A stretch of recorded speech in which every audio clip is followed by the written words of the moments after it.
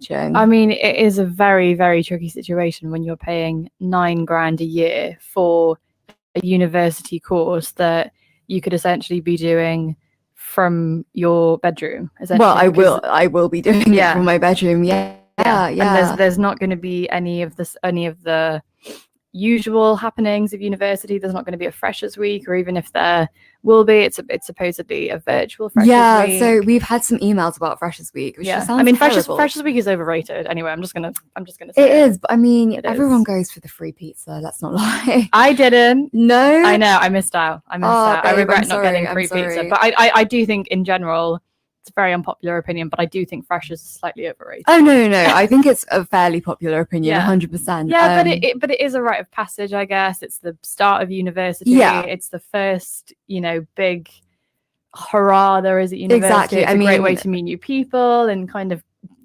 get out a lot of stress and I can't say I gained any enjoyment from dragging my hungover body around the Leeds Freshers Fair. It was absolutely terrible. I felt so jaded. Yeah. But equally, I couldn't have done it without it. I needed to experience It's a really great stepping stone and a great first thing to do at university. I mean, I think it turned me off vodka for the rest of my life, so that's probably a good thing. Sorry, it's too early to be speaking about spirits, but so they're doing an online freshers fair, which should be interesting. So various societies are like holding their own like Zoom meetings that you can then like tune into. Right. But I feel like that's the kind of thing that you'd have to know you were interested in to attend a Zoom meeting. That's a bit of a commitment. If you're wandering around a fair, you might like come across a stall that looks interesting and be like, hey, like, never thought about like, I don't know, zombie apocalypse society. Yeah. But it's not the kind of Zoom you'd be like, sit down and be like, I'm going to schedule this into my day. And actually, that's part of the great thing about the Freshers Fair is that you walk around all of these stalls and you hear about things that you would never otherwise come across. Yeah. So how else would you hear about the Harry Potter Society, for example? And also, what if you don't have social media or Facebook or something, which I know quite a lot of students do at the moment, actually. Exactly. Quite a lot of students are doing a kind of U-turn on social media. So if you don't have social media or Facebook, which are usually the platforms that the society use to kind of get out there, massively to gain popularity and to be and to have an online presence and to appeal to students, it's a really great way of meeting other students, of course, meeting former students, meeting older students, and getting involved in the society. It's a really, really wonderful thing. And there's just so much that you can see and sign up to during the Freshers Week. And I know, I mean, I speak for myself when I say I signed up for about 20 different societies. I mean, I think you and I went to about boats. 2. Absolutely, that was completely me. But that's absolutely fine, because the whole point is that you sign up for all of these things. You could go to all of them, and then you figure out, right, okay, I really like netball. I really like this society. I'm going to stick with it, kind of thing. Yeah, I just it does.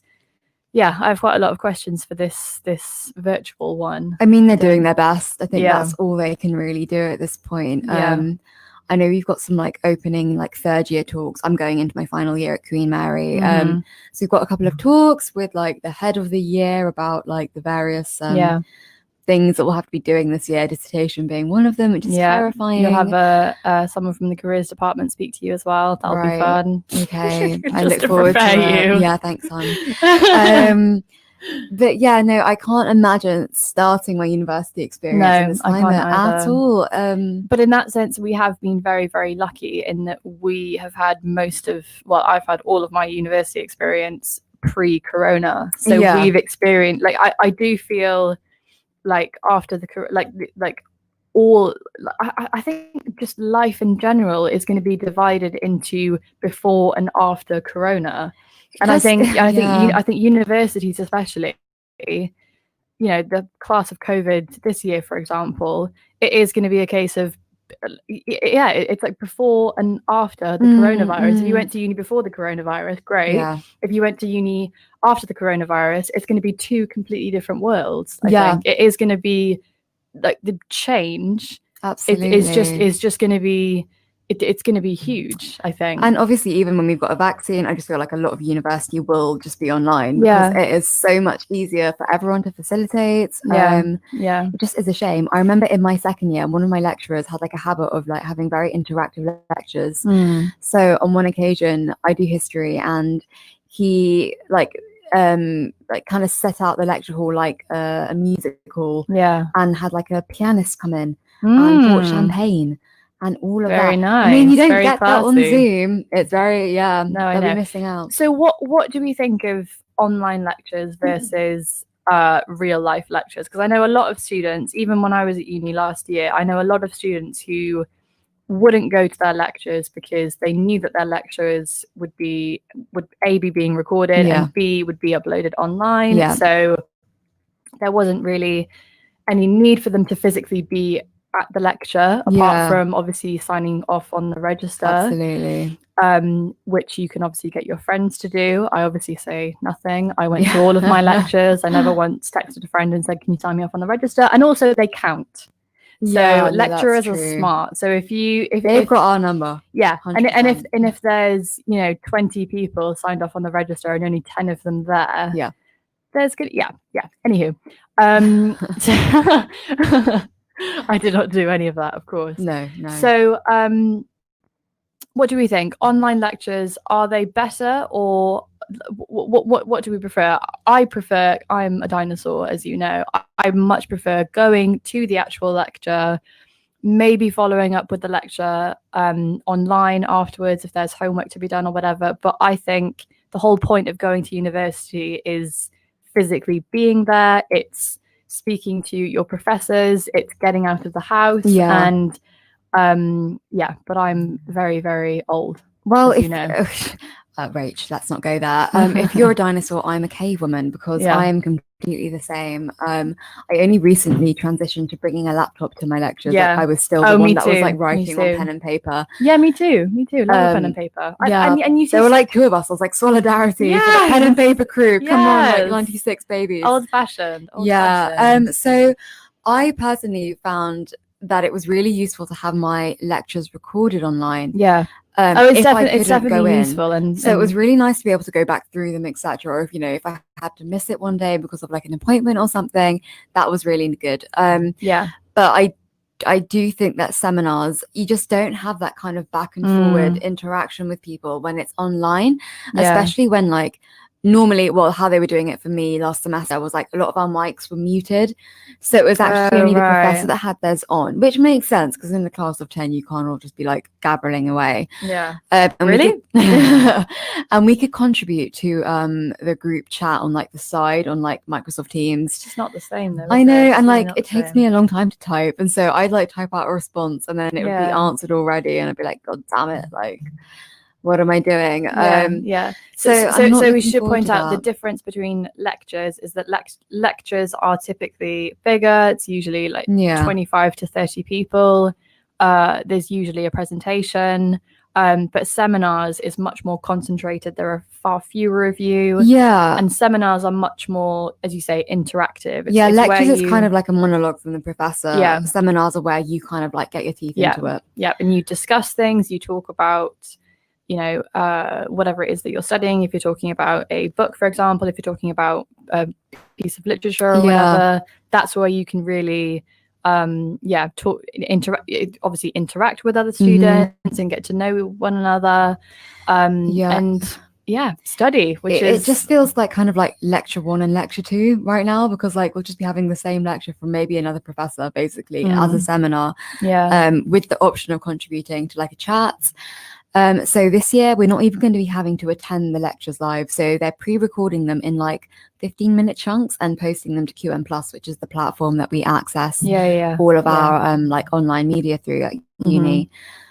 So they're not even on our timetable actually. I've got my timetable now, and I've only like got 3 scheduled like seminars. The lectures, we have to factor them in, but we can do them literally whenever. Like I posted on a Monday morning for like across the school.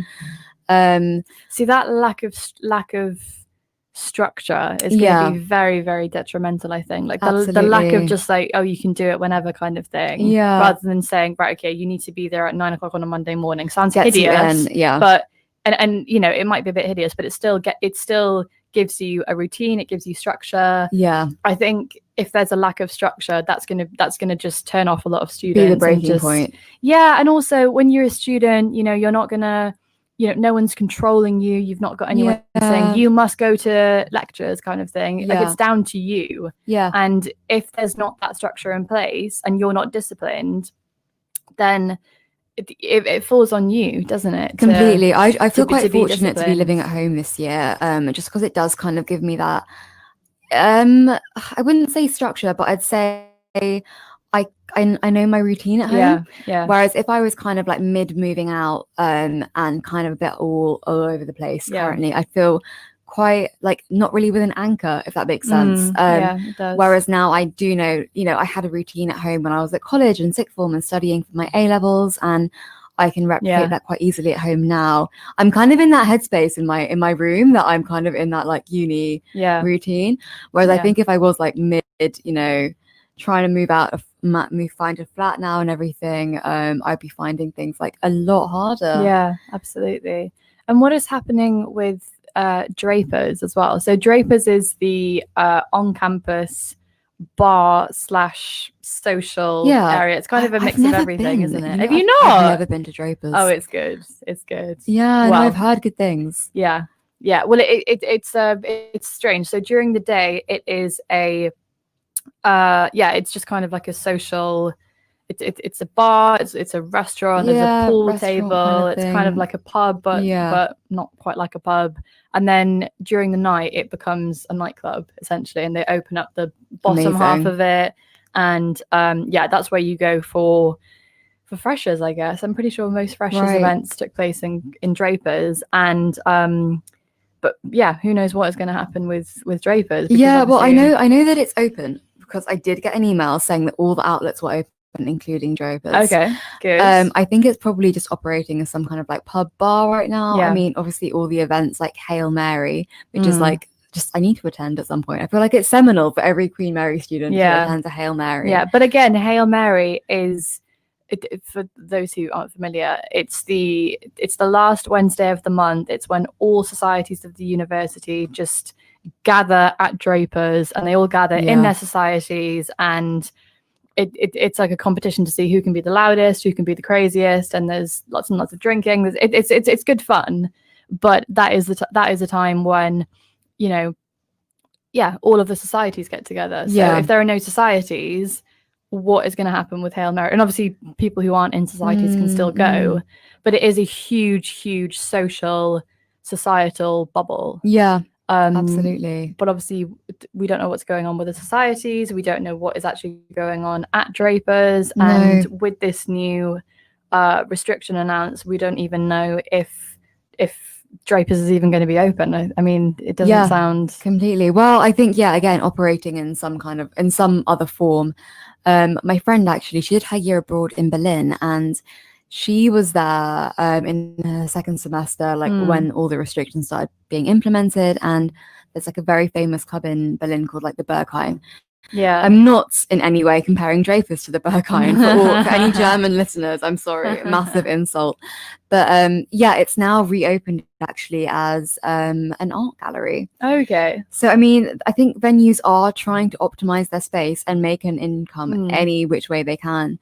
I don't expect Drapers to be opening as an art gallery, but I think, you know, as interesting like a bar, art. as like a bar or something. Pool table. I mean anything is art these days. But I'm hoping that they can keep themselves afloat, because it would be a massive shame to lose something like that on campus for like next year and everything. Yeah, it would be. But no, it's just going back to kind of like not being able to meet people, etc. I think it's so odd for like freshers, etc. Being in like their 6-person bubble now, because obviously you won't have access to kind of like, not that there were like massive wild parties in all the uni halls, but you know, maybe next door's having like drinks or something. Suddenly, you know, you can't go. there are 6 of you in your bubble, and that is who you like, interact with. Which is terrifying, because it was bad enough, I think, for me, going into my flat of 6 in first year, being like, so these need to be my friends. I've got to get on with them. But also knowing that I can leave, and I can also be really good friends with like my friend in the block next to me, who that's what actually happened for me. Whereas now you really are kind of like selling your soul to the devil. It's like you sign up to your flat, you kind of need to get on or move out, because it's going to be difficult. And also, what if you don't get on that well with your flatmates, for example? Not through any fault of your own. Maybe you might just be very different people. They might just, you might just be on different pages. What happens then if you don't get on with them? Because that happens a lot. You move in with a group of strangers, it's bound to happen. You're not going to connect with everybody that you meet, and obviously you've all got different sleeping arrangements. Sometimes flatmates can be very, very loud. These things happen. Definitely was not me. No, of course not. No, me neither. But yeah, there are just, I think it's just a question of waiting and seeing what happens, really. Yeah, I mean, potentially having to like quarantine with a new flat or something. Just a bit of a mess. That's a good way to get to know people, surely. I mean, it's a hardcore way to get to know people. It's kind of like 4 strangers being stuck in a lift and like, fight for your life. Absolutely. But yeah, we should probably go for a quick ad break now. Yes, we will. But stay tuned for more from the uni show. Yeah, the radio show, indeed. We're both.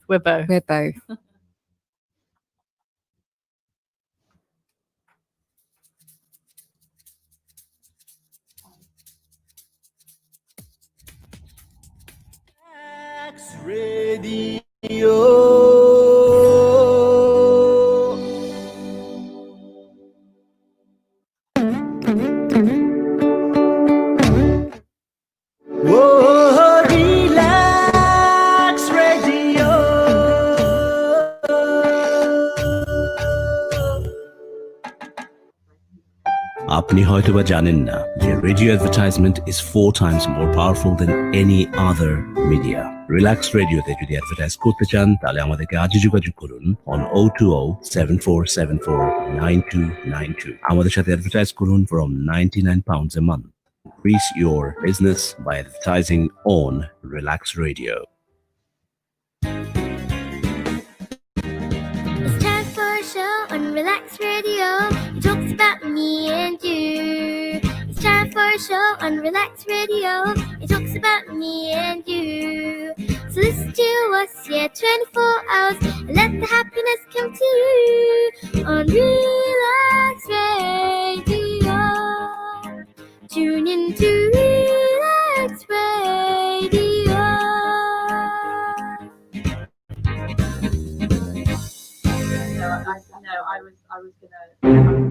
It has been too long.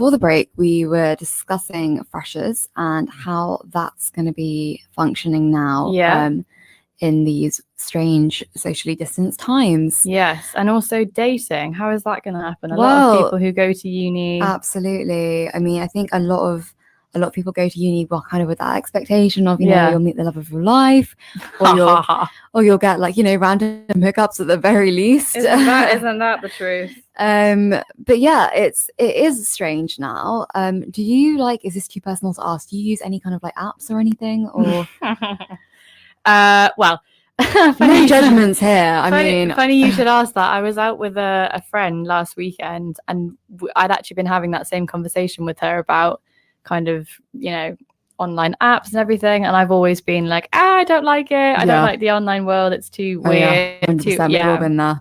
Yeah, Denial. It's too weird. It's just but she's been saying to me for ages, and quite a few of my friends actually have been saying, you need to get Hinge, because Hinge is just, I have heard good things about Hinge. Yeah, everyone raves about it. It's it's different to other dating apps in the sense that you can upload a bit, you can answer a few questions, you can say the best thing about, I don't know, your favorite TV series, or the we'll get on if, you know, you like dogs or something like that, or something. I quite like that idea. Yeah, something quite witty. Yeah. So yeah, I was out on last Saturday, and she, after a few drinks, she just said, give me your phone. Yeah. And downloaded it for me and set up my profile for me. Okay. And it's actually been so much fun.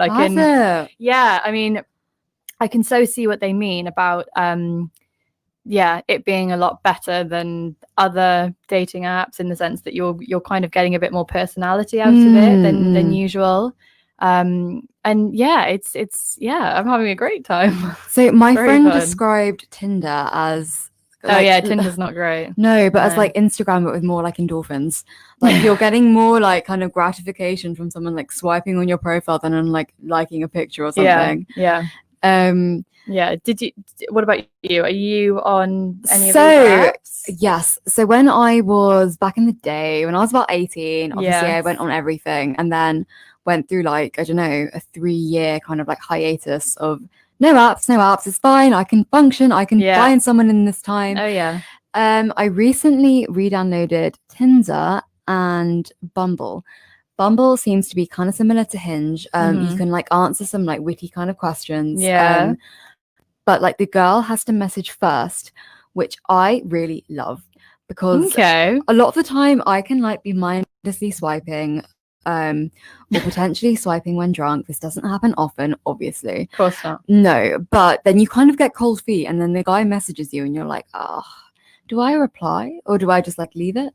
So I like that Bumble, I am in control, and if I don't message them in 24 hours, our match then expires. Right. And we are unmatched forevermore. It is, you know, your chance is gone. The universe, the cosmos has shut that door. What if you're just bad on your phone and you just forget to reply though? I mean, that is not meant to be, right? Yeah. You just got to roll with it. Okay. I don't actually also get notifications from these apps, so often they do expire, and I'm like, that was a good egg. Oh well, damn it. But yeah, I've never actually, prior to like maybe several weeks ago, I've never met up with someone from a dating app. No. In real life. I've always been very scared. Yeah, it is. I think it's been drummed into me at school. Like, you know, you don't know who's there, like who's behind the camera. Yeah. Catfish, etc. Yeah. Absolutely.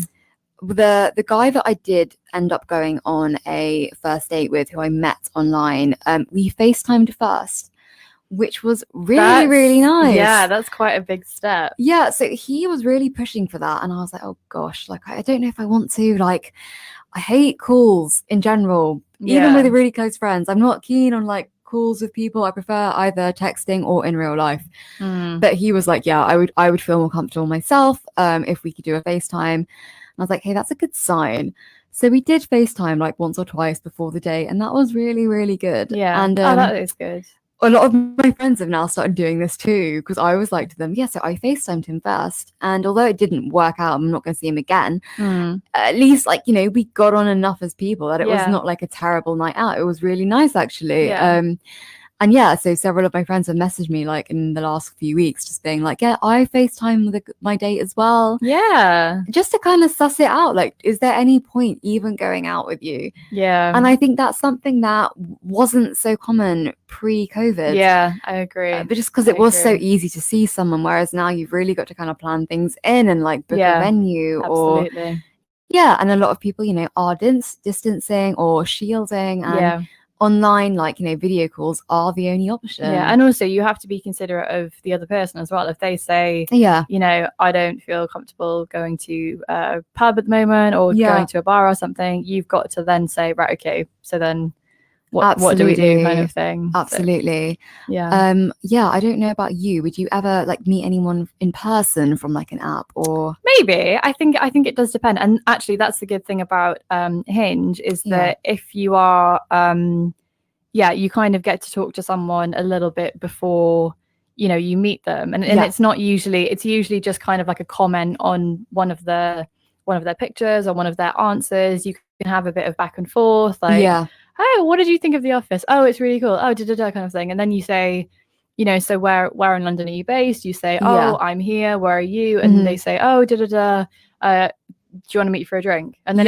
it's literally like a couple of messages, couple of back and forth, and then it's like, right, okay, we'll you know, meet for a drink, kind of thing. Yeah. Which is good, I think, because you haven't got any of that, hi, how are you? Where are you from? Kind of thing. And all of that, you know, usual stuff that kind comes with talk. So it can be quite a nice way of just saying to someone, you know, let's meet for a drink. And obviously if you're going to a public space, you're going to a pub, where there are people around, you know, it is safe.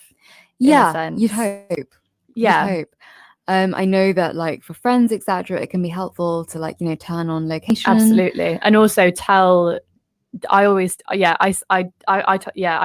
lot of people I'm going you know, to this pub to meet this person.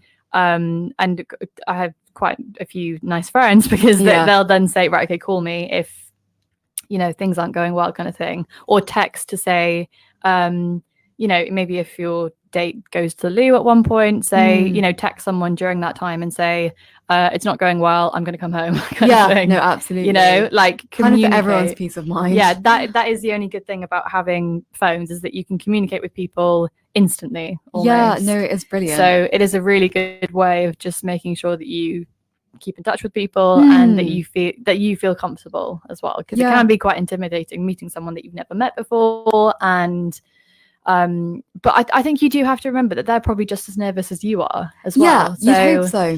Yeah, well. But yeah, no, it reassured me as well that this was like his first kind of like in-person date, which was really, really nice. It kind of felt like we were on the same page of like really anxious about it, hence the FaceTiming, which is really good. I got the shock of my life logging back into Tinder though from when I was 18. Oh gosh. So when I deleted was Tinder even around then? It was. Oh my gosh. Back in the Stone Age. When I last deleted it, like my flatmate at uni had actually changed all my settings. So put me as like my interested like age range as like 75 to 90. Right. Made me interested in like, you know, men and women and all these other like really random settings. Also like increased my like circumference of like where I'm happy to meet people to like 2,000k or something. And I was like, this is ridiculous. Yeah. So I was getting loads of like people popping up, like, you know, 70-year-old men. Oh god. In like, you know, Penzance, and I was like, this is not right. I don't think my Tinder's functioning. Checked my settings. It wasn't me, but it was quite, I mean, it was slightly hilarious. Sadly, I didn't match with any of them. But did they see you?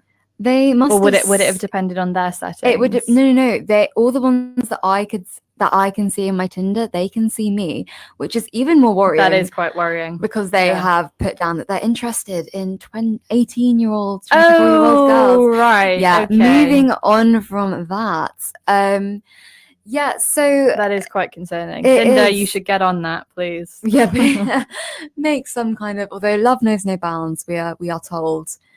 But yeah, like dating aside, like a lot of things are operating just kind of like through Skype, webinars, conferences. Yeah. So I've got like a Cosmopolitan magazine is holding like kind of a you want to work in media like talk online. And it's just like so convenient that I can just sign myself up for this webinar. Yeah. I don't need to buy a ticket. I don't need to go anywhere. Yeah. I don't need to as in there's like a limited number of spaces, but like limited to about like 250, whatever Zoom can like hold. So a lot of things are just functioning a lot more smoothly, and we have far more access to with these kind of like socially distanced platforms. And it also saves you from having to travel to the venue as well, having to pay money for transport, having to drive or anything. Yeah, absolutely. And I know that I'm like a member of like the Guardian students, and like a lot of their events are just like massively subsidized now because they cannot kind of condone charging the full amount university for not attending in person.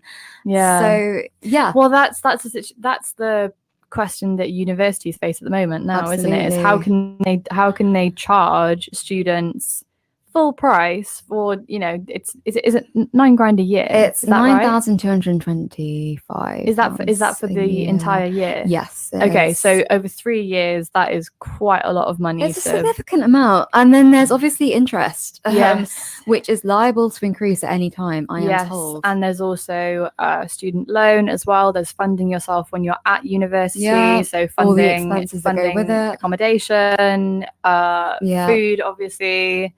So there's a huge amount of debt you can get yourself into when you're at university. But having said that, after you graduate university, obviously depending on the job that you get and depending on your salary, you do have the option of paying that back. But you are going to be paying that back for quite a long time. And I think actually, I don't know whether or not it's a good thing to tell a student this before they go to university, but when I was 18, I didn't have a clue about any of that. Like I did not. I did, like, I knew that obviously you had to pay to go to university, but I didn't think I'm going to be in debt for the rest of my life, basically. And I kind of, I don't know, sometimes I think, I wish someone would have told me, but then I also think it wouldn't have changed me going to university, though, I don't think. No, maybe it would have, but I can't imagine not having gone to university now. So Rach, you're from Swansea. Yes. Am I right in thinking if you're Welsh coming to a UK uni, you pay, I think, $3,000 a year? Not anymore. Okay. No, they used to. The Welsh government did have it used to be that if you went to a school, a comprehensive school or a secondary school in Wales, and you then went to university in England, I don't know about Ireland. Scotland is a bit different anyway, because if you're from Scotland and you go to uni in Scotland, you don't have to pay full fees, I don't think.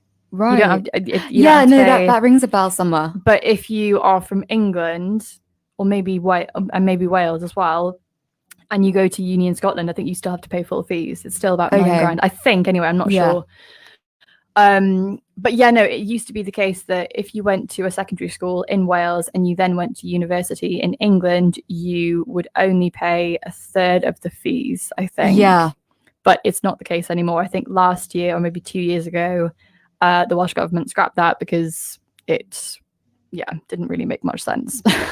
So had you gone to like a private school in Swansea, you'd then have to pay full fees in that? I don't know because I went to a private school in England, but I went to a secondary school in Wales. So I was in a state comprehensive for 5 years, and then I went to another school for sixth form in England. But I think because I went to a secondary school, I was entitled to. You'd be mad not to make the most of that entitlement. Yes, but unfortunately, it's not the case anymore. And anyone who goes to uni in Wales or England, and it used to be the case that if you were English and you went to school in England and you went to university in Wales, you would still be paying full fees. It wasn't the same, vice versa. It was quite an odd scheme. But as I said, they've got rid of it now. And if you go to uni anywhere, you've got to pay full fees. Apart from Scotland, which I think if you are Scottish and you went to school in Scotland and you go to uni in Scotland, you don't have to pay full fees. It might even be free. But I don't know. I don't know. Don't quote me on that either. I'm not sure. But if you're from any other part of the UK and you go to a university in Wales, Scotland, Ireland, or England, you have to pay full fees, I think. Yeah. No, that sounds about right. Yeah, so like when this was all announced, you know, everything will be online, etc. I just felt like inherently angry, but I don't even know who I'm directing that towards. Does that make sense? Well, I think you're perfectly entitled to feel angry, especially because given everything that has gone on this year, excluding COVID, which is obviously, you know, no one's fault. It's not been in anybody's control, but even before COVID, you had university strikes. Yeah, that's true.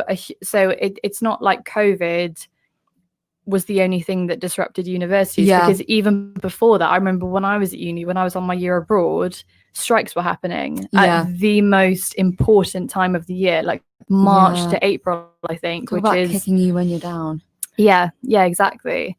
And even last November, I think there were strikes up and down the country at universities, and students didn't have to go into. I think students didn't have to actually go into university because their lecturers were all on strike, and the lecturers are perfectly within their right to strike. Of course, I'm not blaming the lecturers. It has been a very disrupted few years of study.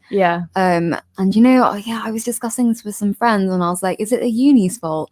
And like we kind of like came to the conclusion that it's not really in their control. I mean, if every other university in the country is charging £9,250, they can't really not charge that amount.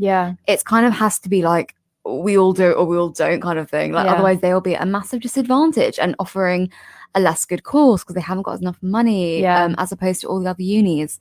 So I would just, I guess it is no one's really fault. It's just someone needs to kind of make an overarching decision as to like, we need to just lower things for everyone because this is just ridiculous. Yeah, it is ridiculous. But you know, we'll all still carry paying it because that's the way to get a job, they say. Yeah. And on that note, we will go on our own strike. No, we're not going to go on a strike, but we are going to take a very, very short break, and we will be back with you soon. Radio.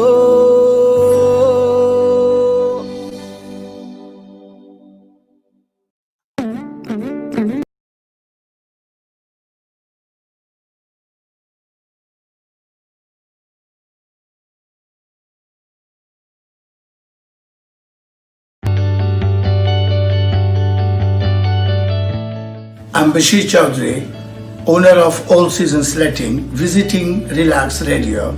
I'm very optimistic and very impressed that this radio station is going to be very useful for our community. Please download the app and keep listening. Relax. Why read when you can listen? Relaks Radio.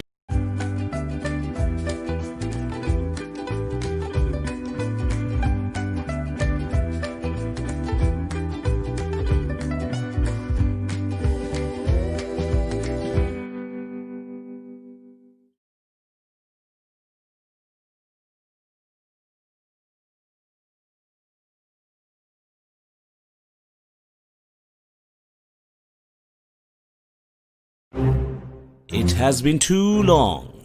No one has taken the initiative to know who you are and what you do. Well, Relaks proudly presents Relaks Media to unite and expose all media-related personalities under one umbrella. If you are an artist or maybe you're looking for one, look no further. Log on to www.relaksmedia.com, RELAKS media.com. In return, you get a free webpage and exposure to wider fan appreciation and contacts. Also, optional personal manager. Don't delay. Join today for free. Relaks Media, a community of artists. করিম সাহেব দেশে টাকা পাঠাতে ছুটলেন মানি এক্সচেঞ্জে। ওরে বাবা, টাকা পাঠানো সে কি চারটিখানি কথা? বিশাল লাইনে দাঁড়াও, অ্যাকাউন্ট নাম্বার মেলাও, চড়া ফি দিয়ে ঘাম ছুটিয়ে অবশেষে হাতে কাঙ্ক্ষিত স্লিপ। মিসেস সাহানা এক হাতে টিভি রিমোট, অন্য হাতে mobile phone, send web apps বের করে গুনগুনিয়ে গান গাইতে গাইতে টিপলেন সেন্ড বাটন, ফিনিশ। আকর্ষণীয় এক্সচেঞ্জ রেটে বাতাসের আগে স্বজনের বিকাশ অ্যাকাউন্টে পৌঁছে গেছে টাকা। মিসেস শাহানার মতো স্মার্টফোন নিরাপদে ফ্রিতে ঘরে বসে সহজেই টাকা পাঠান। সেন্ডওয়েভ অ্যাপ ডাউনলোড করুন আজই।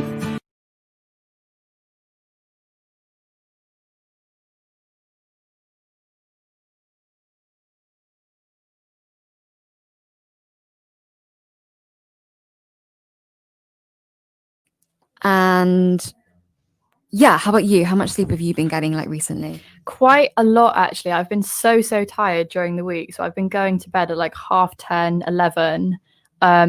But yeah, it's just like during the week you just get so tired.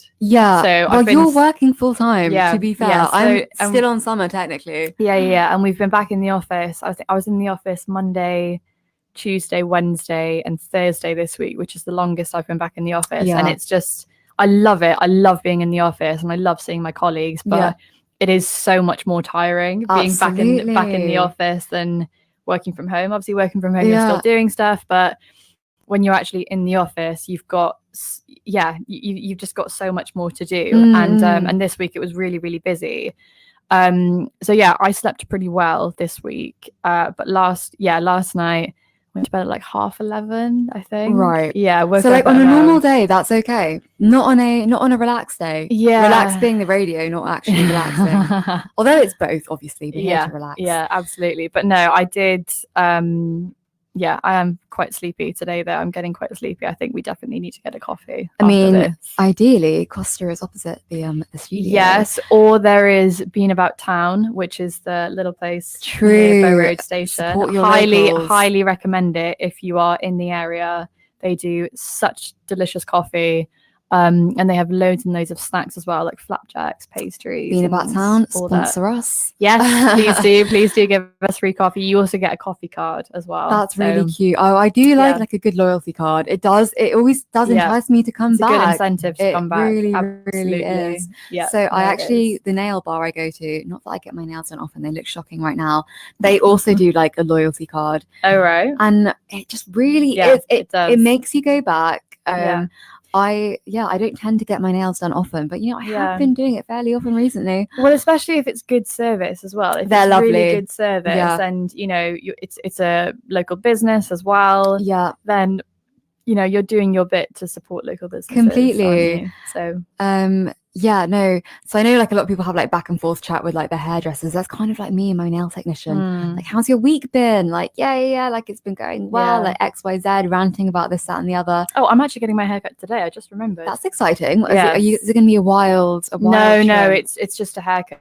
The last time I got my haircut was, oh God, middle of July, I think. That's still quite a while. Okay. And I did get quite a lot cut off. But yeah, when you can tell that your hair's getting a bit draggly at the ends and I feel that. I haven't had my hair cut since November. Yeah, and I actually really like going to the hairdresser. Me too. It's so nice having someone just wash your hair and kind of massage your scalp, and it is lush. Yeah, it's so nice having someone do it for you. And I do love getting my hair. Yeah, I just love getting my hair washed by someone else. Absolutely. Someone playing with my hair. So relaxing. Someone relaxing. Straightening it. Anyone playing with my hair. I know some people have massive issues with that, but for me, it's kind of like my kryptonite. I just kind of like go into like cat sloth so mode. relaxing. So relaxing. Really nice. Yes. So what else have you got planned for this weekend? This weekend, what have we got planned? So I'm doing the rounds of friends who have just moved out this weekend. Yesterday, I went to see my friend who's just moved into the most amazing. It's actually an old Airbnb on Brick Lane. Oh. Yeah, well, it's just off Brick Lane, but her room overlooks Brick Lane. So it's prime location. It's actually, I don't know if you know Serial Killers. It's like a serial cafe that's just gone under. It's just gone bust, sadly. Didn't survive lockdown. But yeah, they're opposite Serial Killers, if you know it. Okay. We went for like coffee on like a really cool independent coffee shop, also down the road. It is a very long road, to be fair. Brick Lane is a good like 20-minute walk from end to end. Yeah. But it's just such an ideal location. And today I am off to see my friend's flat in South London. Very nice. It's a bit of a jungle. Yeah. Don't know how I'm going to get there. I reckon it's going to involve the Victoria line, because any journey to South London always seems to involve the Victoria line. Victoria line or the Northern line. Ironically. Yeah. And tomorrow I am starting my volunteering with Oxfam at Selfridges. Very nice. Which is really exciting. That'll be good. I know that they had they started on Monday. Oxfam has got a pop-up shop in Selfridges as part of like a green kind of initiative made by Selfridges. So I'll update you on that next week. Yes, please do. But yeah, no, I'm really excited. I know Oxfam was very happy because they ended up selling a Jean-Paul Gaultier 2-piece suit yesterday for £450.